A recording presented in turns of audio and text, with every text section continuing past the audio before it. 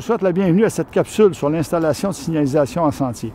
Aujourd'hui, on va vous donner quelques trucs et la bonne façon d'installer votre signalisation dans votre sentier de motoneige. Si vous vous demandez à quelle hauteur vous devez installer votre panneau de signalisation, eh bien, sachez qu'il doit être au moins à 1,50 m du sol. Et s'il y a accumulation de neige au cours de l'hiver, vous devez remonter votre panneau pour le réinstaller convenablement. Si vous vous demandez à quelle distance il faut installer vos panneaux de signalisation, eh bien, sachez que c'est la vitesse maximale affichée dans votre sentier qui va déterminer la distance où votre panneau de signalisation sera installé. Si votre vitesse affichée est de 70 km/h, votre panneau de signalisation doit être installé à 100 mètres. Si la vitesse affichée est de 50 km/h, eh bien, sachez que la distance doit être de 75 mètres et si votre vitesse maximale est de 30 km/h, votre panneau de signalisation peut être installé à 50 mètres.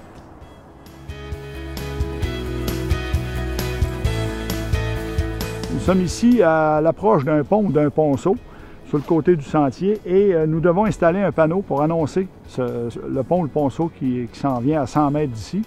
Voici ce qu'on a installé. Ce n'est pas du tout le bon panneau parce que ce panneau-là désigne un trou, donc il a été installé à l'envers et il n'est pas pour la fonction qu'il doit faire. Voici le bon panneau à installer à l'approche du pont ou du ponceau que vous devez traverser.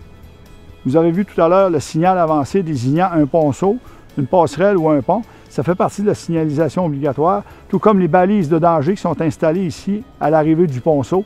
Donc, n'oubliez pas, signal avancé pour désigner un pont, une passerelle ou un ponceau et les balises de danger de chaque côté dans les deux sens de la circulation.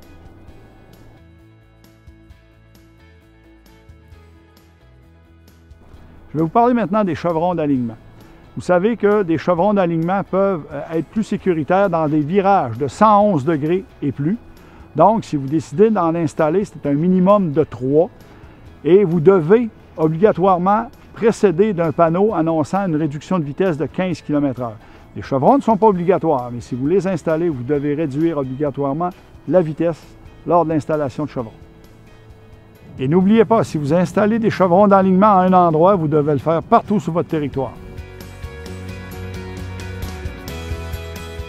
Juste pour vous rappeler que si vous circulez dans un endroit désert de 150 mètres et plus, vous devez installer des balises de couleur rouge avec des bandes réfléchissantes de 1 pouce par 3 pouces à toutes les 90 mètres, maximum de distance.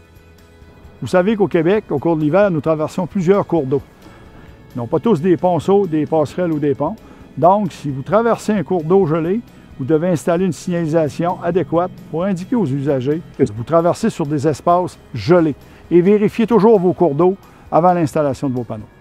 N'oubliez pas, au cours de l'hiver, si vous devez changer votre sentier de place, vous devez changer également la signalisation d'endroit et vous devez aviser votre agent de liaison pour faire le changement sur la carte interactive de la Fédération. La signalisation fait également partie de la formation que reçoivent vos agents de surveillance de sentier. Donc, ces derniers sont bien outillés afin de vous aider.